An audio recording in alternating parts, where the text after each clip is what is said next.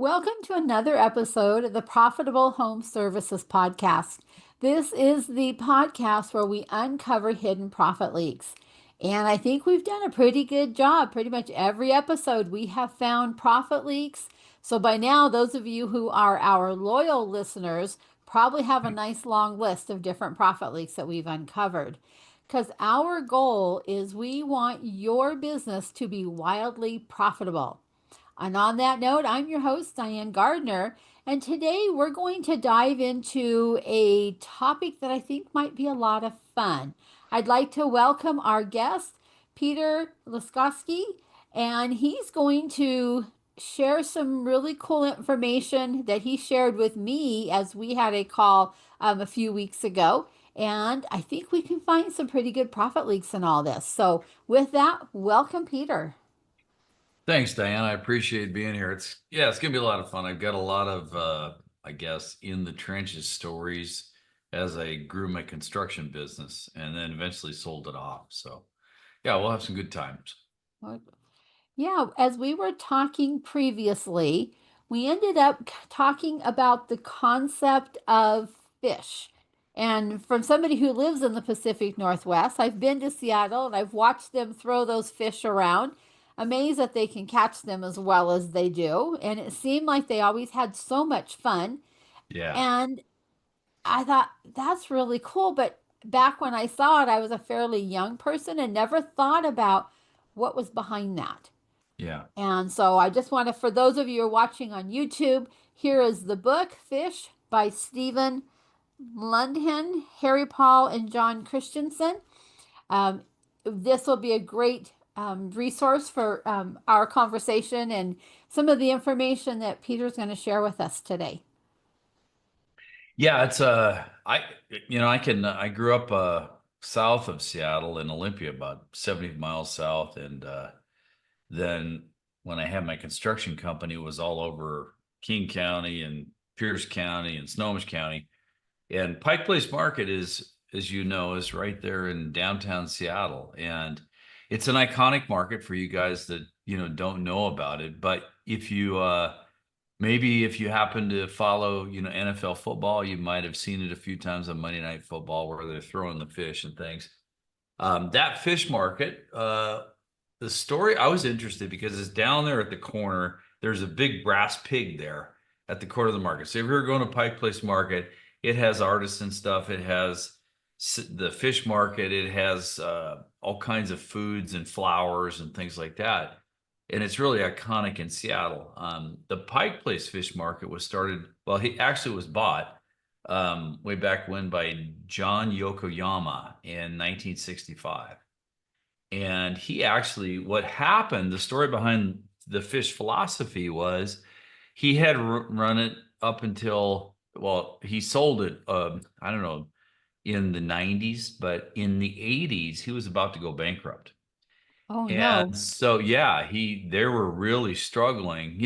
This is a fish market. You saw it there. These guys, they're working with their coveralls on, and it's a cold environment. A lot of times it Yes. rains in Seattle, and they're working in ice, and it's a cold outside. The fish market is not as Diane, it's not a closed-in building. No, And it's open. they're It's they're down there in the windy. corner and they're open. And I mean, there's a roof over it, but it rains 260 to 280 days out of the year in Seattle. And so you have to be pretty hardy to be a fisherman and work in a fish environment up there.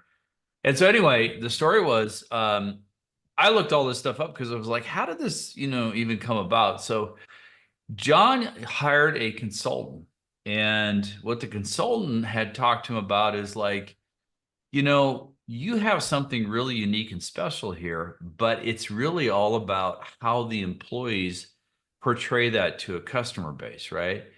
And so they started developing this whole system. And this was the fish philosophy. They started using it just in every day, and it has 4 tenets. And that's why I love it, because that book that you showed people is all of maybe 100 pages. You could read it if you're a slow reader in one weekend.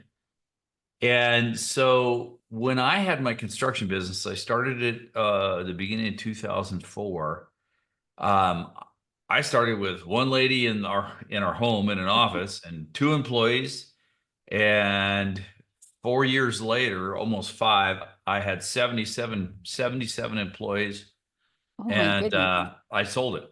And so, but the thing is, the glue that kept everything together was this fish philosophy. So the four tenets are: choose your attitude, be present, make their day, and play and have fun. Okay. And what's interesting is there's a guy that came along in the 90s. I think his name was, it was John Christensen. He was kind of a filmmaker guy. So these guys, John Yokoyama and all the employees, they were doing their thing up until the 90s. And then this filmmaker came by and he started seeing what these guys were doing. And he was so fascinated by it that he helped formalize this into now what is the book and all the trainings and the video courses and everything for the fish philosophy. And then John, as the story goes, I think he sold in the late 90s and now it's owned by a public development authority in Pike Place Market. But it lives on in thousands of businesses. And these are not just like small businesses like mine. Hospitals and corporations use the fish philosophy as well as small businesses to help. I think the things it does, and we could talk about, profit leaks and things. For me, anyway, and I've got a bunch of stories, some incredible stories to tell about this, but I think it helps to, first of all, uh, retain employees, because we all know like the cost of hiring new employees and training them and the turnover. I mean, that can kill your business. And so for me, I had, and I'll tell you some stories about that, Diane, but I had a real core group of these fish philosophers, so to speak. And it got to a point in my business, Diane, there was about 32 of them of the 77. And when we hired new men and women, I would say, okay, you guys, you're the experts in the company. You take on the employee, you work them through our training system, you teach them the FIST philosophy, and in 30 days, you come back and you tell me your vote, keep them or let them go. That was not my decision anymore. And so what was cool about it is I had to let very few people go, but the ones that most all of them stayed, they became part of that fish philosophy, part of that that whole movement that we did. And really it was about how do you really take care of customers and how do you turn them from new customer to loyal customer to customer ambassador. And that's what we did in my company. I'm going to interrupt you just a second here. I know that I've seen in the different home service businesses that I've worked with over the years that if they are treating their employees well, those employees turn around and treat their customers well. So Yeah. that was one of the things I really liked about the conversation we had about this book because it seems like it starts with treating your employees well. It does. Well, it starts with not just, I looked at it as, okay, I'm the owner of the company here, right? And so, and I've run divisions in the tech world. I just took a break and said, hey, I'm going to go. I grew up building houses. I think I told you that, Diane, with my dad. So it was like I knew all the trades, even though I'm in the tech space and I have a software company now. But I always looked at it as like there's a difference between leaders, being a leader, being a manager, and being a coach. The leadership in me said, hey, we have to create a North Star vision. This doesn't, you don't have to be a big corporation. You can even, be a small company with two or three Mhm. employees, but creating that North Star vision of what is it that you want to employ that can almost take a life of its own. So it was a part about treating how I treated the employees. But what I wanted was I wanted something even more. I wanted something where it's how the employees treated each other, Ooh, right? I like that. Yeah. And so it was self-driven. Here, so this is what happened. So up there's also in Washington State, there's a chain of these restaurants. They're called the Buzz Inn. And the Buzz Inn, I mean, eventually we took over the whole restaurant. We were up in Snohomish County, Lake Stevens. There was, 70 some people that came in for a breakfast once a month. So we took over the restaurant. And what I would do is, as I taught the tenants and then the employees taught other employees the four tenets, I would have them, they'd eat, I'd buy breakfast, it was on the company. And then what we would do for the last half an hour is I'd just say, hey, who wants to tell a fish story? And people would volunteer, it got to be really popular, and they'd stand up in front of all the employees and they tell their fish stories. And so here's an example. There was one guy we hired.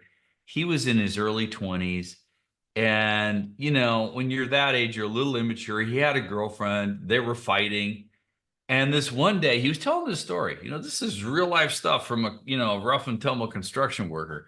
And he goes, I was coming across the bridge and I was all pissed off because, I'd gotten into a fight with my girlfriend. And he goes, I got pulled over by a policeman because I was speeding. So he got a ticket. So first he has a fight with his girlfriend, then he gets a ticket. And you would think normally a person would go, okay, that's it. I'm just having a crappy day. And you know what? I'm going to take it out on everybody. Well, you know what he said in this? He stood up and he said, you know what? After the police left, I stayed there for another couple minutes. I took a deep breath and I thought about the fish philosophy and I thought about choose your attitude. And he said, I realized at that moment, I have control of my own attitude.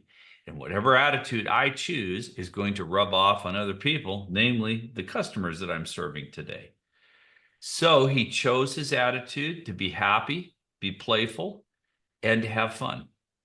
And that day, it was interesting because I remember that day because I had an office, but I'd be out and about too in the field. But I remember I walked into the office. There was three ladies there that were answering phones, and the one lady said, "Hey, there's a customer wants to talk to you." And she handed me the slip. And normally, when you say a customer wants to talk to you, it's like, oh, there's something bad that's going to happen here. Oh, So, but I always called all the customers, and I called this lady, and she said, look, you know what? She goes, I think the guy's name was Daniel. She said, you know what? Daniel was out here earlier today, and I just want to let you know that was the nicest man that I have ever met from any kind of a trades company. And I am definitely wow. going to use you guys again and have you back.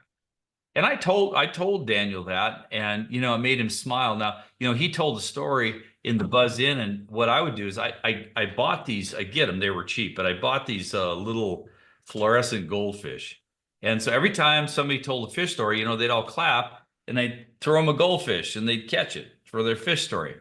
And the funny thing is, Diane, these guys, there was a few women, mostly were men because the trades are mostly men. They had all these goldfish and they'd line them up on their dashboard on their truck. And I hear them outside of the Buzz In like, I got 14 goldfish. You only got 9, right? So it was kind of a status symbol for the employees as well. I love it. Yeah. And how many people feel like I had a fight with my girlfriend. I got a ticket on the way into work. This is the crappiest day ever. And they just go from where they are, just spiral down even further. They come into work. They're not productive. They don't want to be there. They're grumping and growling at everybody. You as the employer, the boss are like, I'm not getting anything out of this person. I ought to just send them home. Yeah. And it just ruins, not just that one person's day, but everybody around them. It ruins their day as well. That major It's a ripple kudos to effect. It this. really is. Yeah. Yeah. Especially for a And younger person like that, to yeah. take ownership that we do have control over how we show up. That's totally on us. We Yeah. can stop before we walk through the door of that business, adjust my attitude, come in with a smile on my face. Yeah. It's Yeah, so that's true. Yeah. powerful. It's very true. It's we'd have people, so talk about make their day. So very creative stuff. From people would pick up the newspapers and walk them up, or they grab the garbage cans and bring them in. Just stuff, little things, or just being grateful or smiling. The play and have fun. That tenet was really powerful because remember I was talking about it's as much about how employees are with each other as how they are with me, the boss. And in fact, I always started my tech career, when I worked my way up and ran divisions, I would say, look, there's two things you need to know about me. And I'd said it to all these guys too, which is number one, um, I'm here to work with you. So you don't work for me, you work with me. We're all here together. We all roll up our sleeves. We all grow. We all make it happen. Okay. And I'll share some of the ways I thanked employees here in a second, and kind of strengthen that, you know, the behavior of those four tenets. But the second tenet I would always say is my job is to obsolete myself. And that's, in that regard, it wasn't like I'm selling the company or I'm going away. It just is, we are going to create a culture here where they understand their role. They understand their role in the culture. They understand their role with each other in the culture. And they have certain amounts of authority that they can exercise without me having to micromanage them. So, with that, we ended up being over 6 million, 77 employees, and I was working probably 10 to 15 hours a week That's because we had amazing. processes and procedures in place, and we had our work culture in place. And I had the core group of people that they made the judgment calls on the new people, not me. So, when you think about that, it was really a self-fulfilling prophecy. And the thing is like, if these guys are going to make judgments on other people's employment, they better be following these four tenets too and living them every day, because otherwise you're a hypocrite, and nobody likes a hypocrite. So that's kind of how I ran things, and I started it and I let it, I was there with them and I did the breakfast and I talked to them. And here was the other thing too. I paid everyone really well, but the thing is, I always rewarded when there were stories of people doing things in the field, because look, these guys all went out to different houses every day. I couldn't keep track of them all. So I always rewarded people that exemplified what we were doing with the fish philosophy. And I would do that with um, movie tickets or dinner for two or something like that that was nice. But here's the thing, what I figured out, this goes back to employee retention, right? And if you got good star employees, you got to retain them, because if you have turnover, that's a profit leak, that's a revenue leak. It Hugely. disrupts everything. So what I would do is I would always, I'd have them come in, and whoever was in the office, we recognized them, but I would always give them something for two, like dinner or movie. And here's why. I wanted them to take their significant other out with them, because when you did that, the significant other would be sitting there at the dinner the whole time, knowing that they got that dinner for two. And these, it wasn't like a low end restaurant. I'd give them, 100, $150 so they could go out to a nice restaurant. But that significant other knew where that came from. And invariably, Diane, on Monday morning at 6 a.m., that employee was in the office going, how do I get another one of these? My wife or my husband had such a great time that they want me to try to earn another one. And I said, okay, great. So these are just, they're so powerful in creating that culture, creating that self momentum. And then that separates your team from your competitors' teams. It sounds like you got all the five-star players on your team, and your competitors got the leftovers. Well, it was to a certain extent because, Mhm. especially in the trades, when the economy booms, uh, you know, it's tight finding new employees. It's But if hard. you have, yeah, if you have, the word gets out, because I had a lot of people. I didn't really advertise for employees. They came through other people, my other employees go, hey, this is a really cool place to work here. You got to work there. Now, here's what happened on the flip side, Diane. So, this didn't happen overnight. It took a couple, 2, 3 years. And I think I mentioned this to you a few weeks ago when we talked.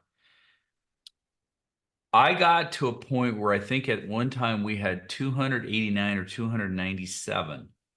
Now, remember, this is back, you know, before there was a lot of internet stuff and everything going on. So, but I had that 200 and some people, they were our customers. They actually drove to my office on Highway 9 in Snohomish to come pick up flyers because that was our marketing tools at the time. And they took those flyers and they passed them out to people that they knew in their neighborhood. Wow. And I tracked because I had the ladies in the office, we had a certain code thing on the flyer. We tracked every single one of those that came in. And in 2007, at the height of that, because the next year then I sold it, we had $772,000 in revenue that came from those flyers. But where it really came from was the employees using the four tenets and really wowing the customers in a way that they're like, man, you guys are incredible, right? Think about like, okay, be present, right? If you've ever had someone work in your home, I mean, now it's a little different. We have technology, but back then, our thing was like, we are going to be on time or we're going to call you. All of my employees, they all would call. If they were running late, they would always call them and say, "Look, we're supposed to be on this time. We're 15 minutes out. We're coming." A lot of times, because there was not a lot of digital stuff, so we couldn't send pictures.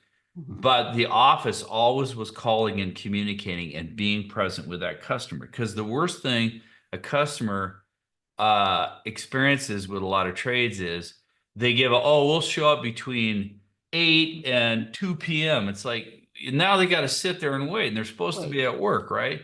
So we Mhm. didn't do that. We differentiated ourselves and said, we are going to be here at this time. We scheduled that time. And if we happen to, because you know how Seattle traffic is, you get stuck in Seattle traffic, it's like, okay, we're running a little bit late, but we're going to be here. And then the guy would show up on time. Um, these kinds of things just, I mean, they matter. You got a couple, you have a question, or I can tell you another story that, I was going to say, what an amazing sales force you had with your customers. How many businesses do we know that their customers are willing to actually drive to your office and pick up something and then actually pass them out? yeah, I'm thinking over the years, I've been handed things from businesses and asked to share them out. And most of the time, I haven't done it because I wasn't completely sold on putting my name out there with the person you're supposed to give it to. So the yeah, fact that your customers actually did that for you speaks volumes of what they felt about your business. yeah. So that was amazing. What a It, story. well, and there was a thing called send out cards. I don't know if you ever heard of that or Yep, not, I but used them for years. I did too because that's what we had. And so Yeah. I would Yep. send, handwritten notes, little brownie gifts or whatever to customers, just like thanking them. If it was a bigger job, it would be a gift basket. But here's the thing. I did not deliver the gift basket. The person who worked on that house delivered it and Mhm. thanked them because they were the first line of contact, the first line of communication. I would always be around and I'd check in on job sites and I would talk to the customers and they knew who I was. But at the end of the day, people want to interact with the people that are actually doing the work. They And it's do. not just, Yep. from a skills standpoint, getting the work done. It's actually from a standpoint of just being present and, play and have fun. Being able to be, that's part of it's not being silly. It's not cracking crude jokes. It's Mm-mm. No, about being grateful and smiling and being happy, just like you saw in the guys throwing the salmon, right? That's contagious. People pick up on that. And even if they're like having a grumpy day, look, if you smile at somebody, it's kind of hard to stay grumpy, right? it is. Yep. So customers, are people too. They're humans, and so Mhm. you know, just that line of the way we did things was different. I mean, I'll tell you another story here. This one actually, and I think I mentioned this to you, but this is one of the things that is the exemplification of the fish philosophy, and that is this. I had this was in 2006. It was right like 2 weeks before Christmas, and this couple, they were older, they were in their late 70s. They called the office, and the lady came into my office and she said, "Hey, boss, there's a couple here. They want to get a kitchen remodel done." They got their family coming in, but it's got to be done by December 23rd. And I went out there that day and I was like, wow, okay, this is going to be there was a lot to do.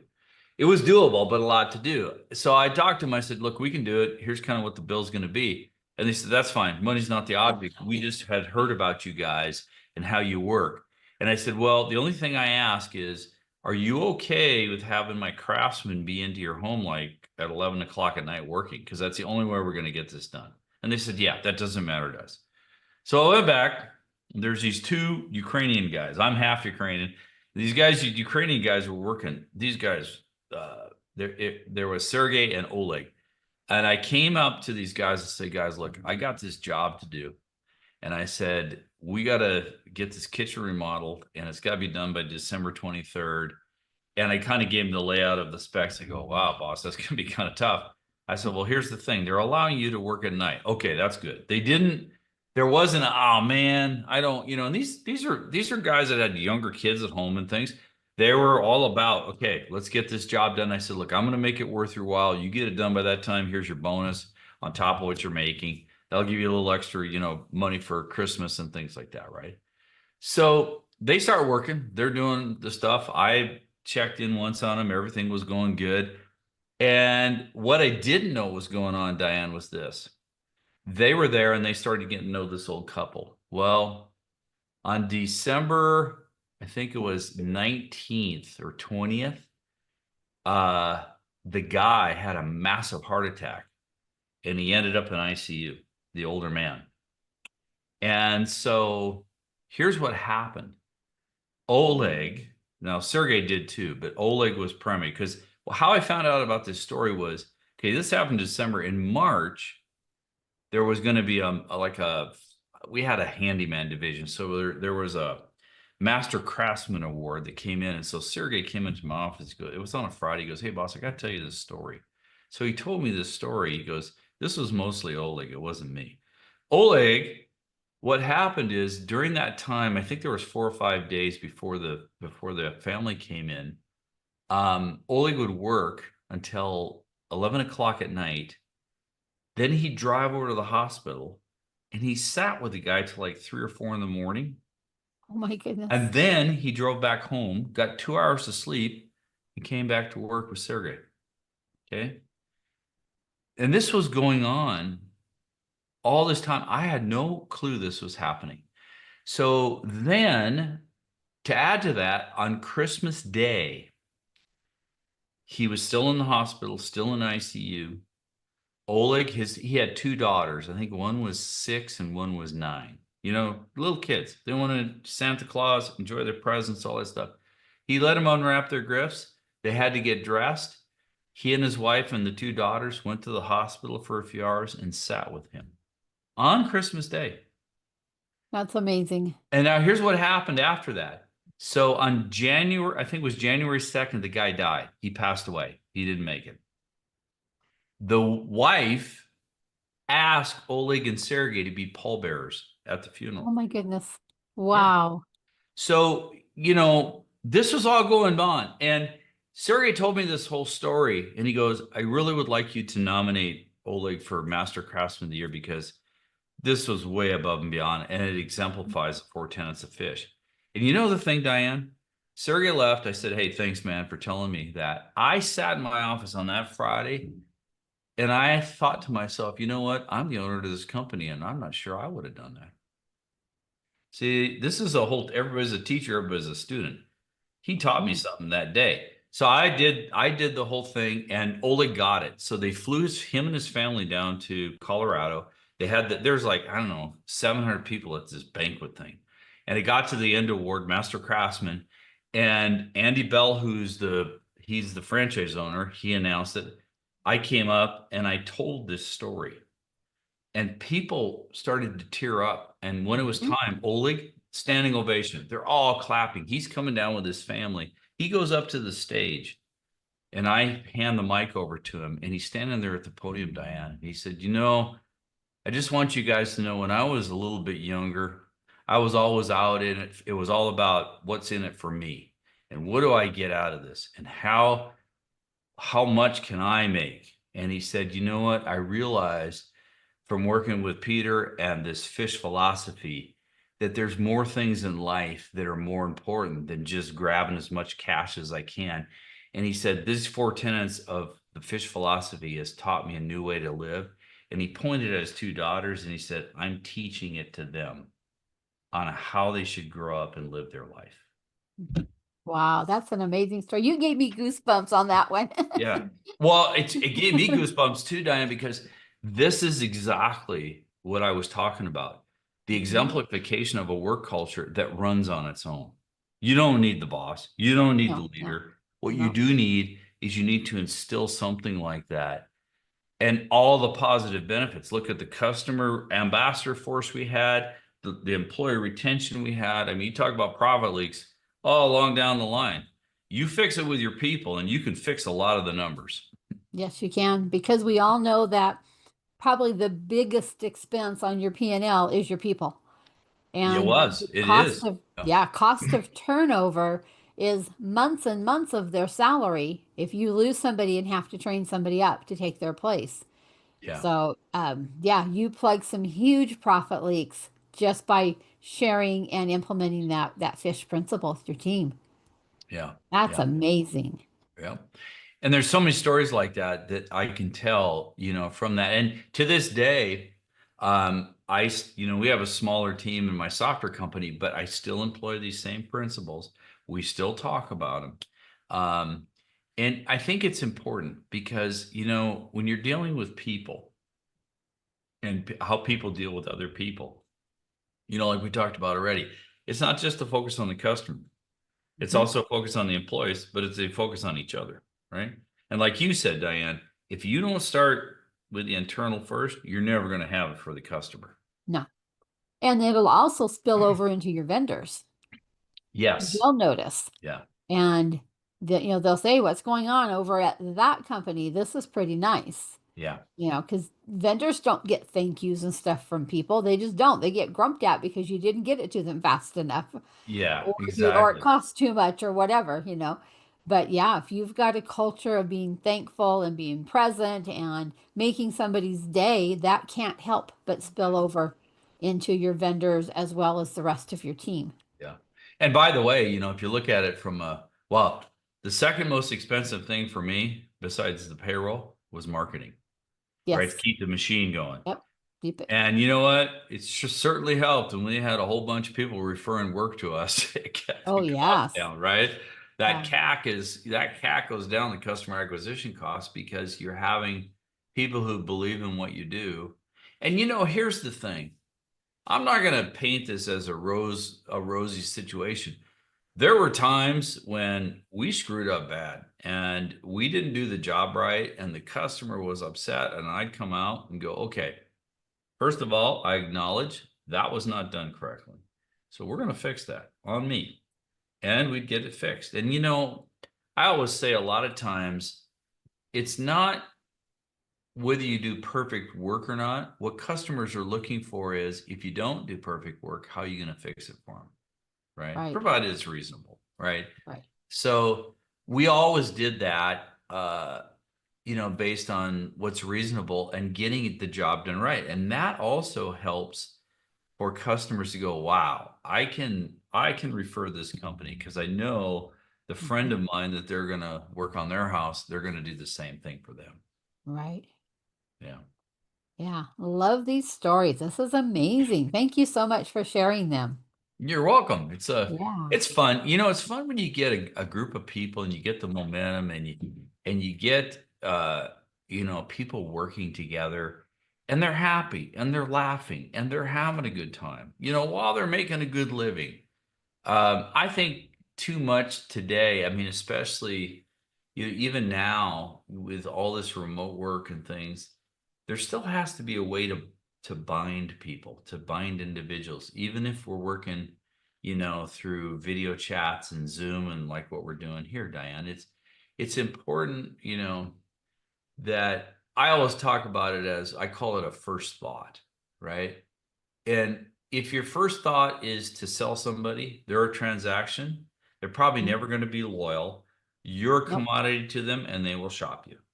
Right. If your first thought is a relationship with them and doing business through that relationship and through that work culture, then that's where you have a chance at them becoming a loyal customer and coming back for repeat business. I mean, I can't tell you how many times we had somebody, we started with a bathroom, then we did another bathroom, then we did their kitchen, then we did their deck. You know, it just, it went on and on and on, because we got one job. They saw what we could do. They saw how my employees interacted with them, and they go, "We want you to come back do this other work."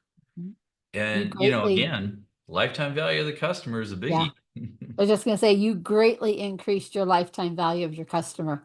Yeah, Yeah, that's huge because a lot of times they might do one or maybe a second job with you, but not after that. yeah, yeah. So by getting that repeat business, you save so much money in marketing, and consequently, your profits were way higher than your Well, competitors were. I'm glad you said that, because if you look industry averages on construction business at that time, were somewhere in the like 10 to 15%. Hmm. We were 20 to 22% on net profit before tax. Our Wow. margins were higher, our profits were higher. And when I sold the business, because the net profit before tax was higher, plus I had all these processes, plus we had this work culture, Mhm. the multiple was as good as it was going to get for a service business, Right. right? Right. So, Yeah, very cool. yeah. Yeah. Well, thank you again for sharing that. Let's switch gears a little bit, and I'd like you to think for just a moment on some sort of a hidden or unique profit leak that you've seen. And while you're doing that, I'm gonna get my little profit bucket up here that says Okay. "Proud to be profitable." We're gonna put some money in it because that's our signal that it's time to listen up. We're gonna share a nice hidden or unique profit leak. Okay. It's building off of what I said this whole show, Diane, which is I looked at, because, the thing about it is with people and payroll, unless you cut people, which I don't think is a good idea always, unless you really have to, you can't really control that. So, what are other variables you can control in your business? And so, most businesses are always leads driven. New customers, new leads, Always new, new. bring Yep. in all new leads, higher marketing costs, lower gross margins, lower net profit before tax. And so I said, you know what? I'm going to do this a little differently.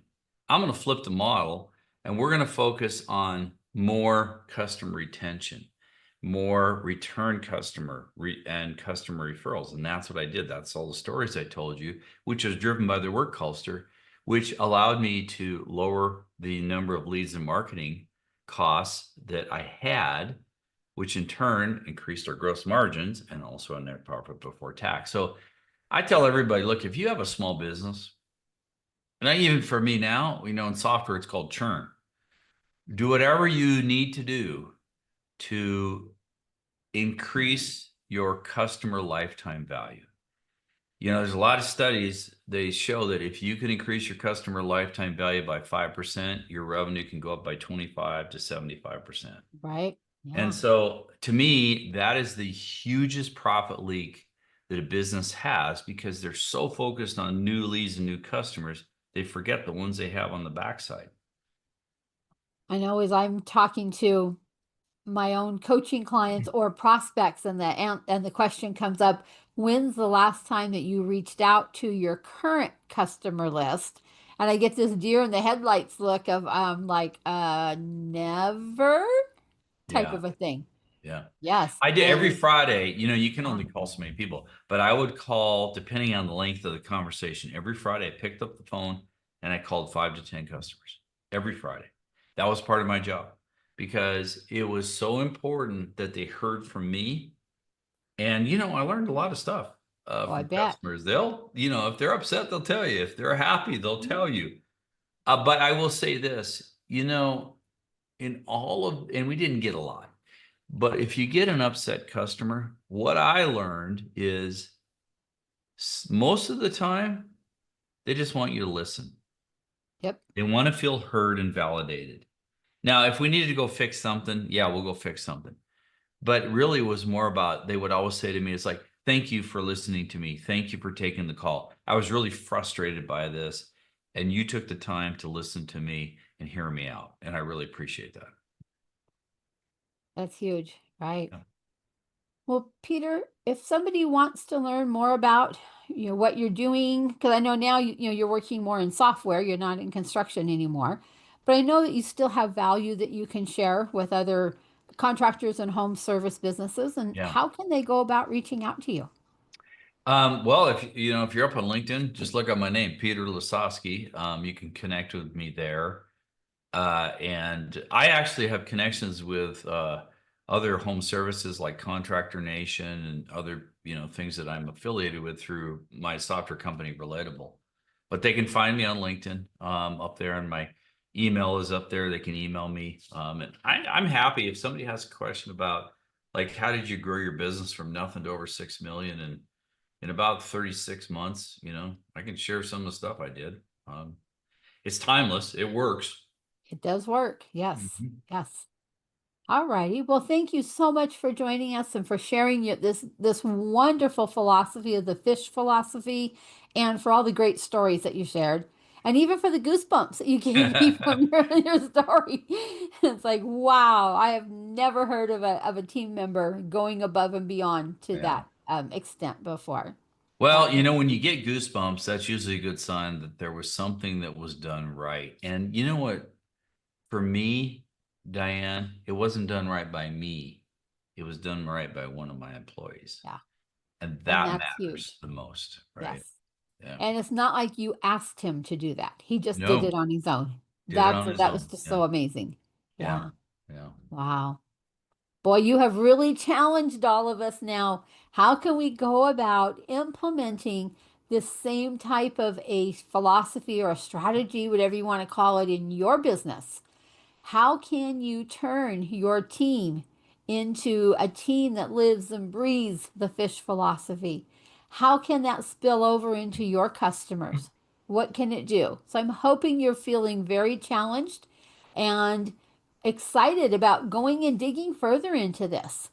And how can we turn these teams around and really start increasing your profitability because of less employee turn, higher client uh, lifetime value of their services, and just so many areas that profits tend to leak out to in our home service businesses. Yeah.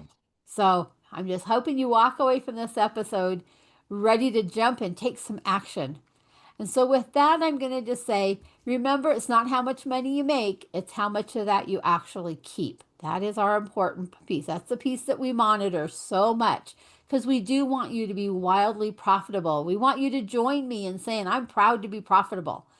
And we want you to grow your business, but to grow it in a way that you don't give up on your profit margins, that you continue to grow them right along with your top line revenue. Because too often I see home service businesses that as they grow, their profit percentage decreases. And we don't want that to happen. We want it to go the other way for you. So, anyhow, if you have found value in this episode, would you please take a minute to leave a review or share this with another home service business, or maybe somebody who you think might be a good potential guest to have come on our podcast? We're always looking for great guests, just like Peter. And also, would you take a moment to go out to our YouTube channel, like and subscribe? We're starting to grow our subscribers out there. It's pretty exciting watching that number grow from week to week. And if you want some help identifying profit leaks in your business, building out your pricing, whatever it might be, please reach out. We'd love to help. We've got coaching programs, we've got workshops, all these things that we have available to jump in and help you be able to find and plug these profit leaks. So, with that, I'm going to say have a great rest of your day. Choose to have a wonderful day, and we'll say bye bye for today. Thank you so much.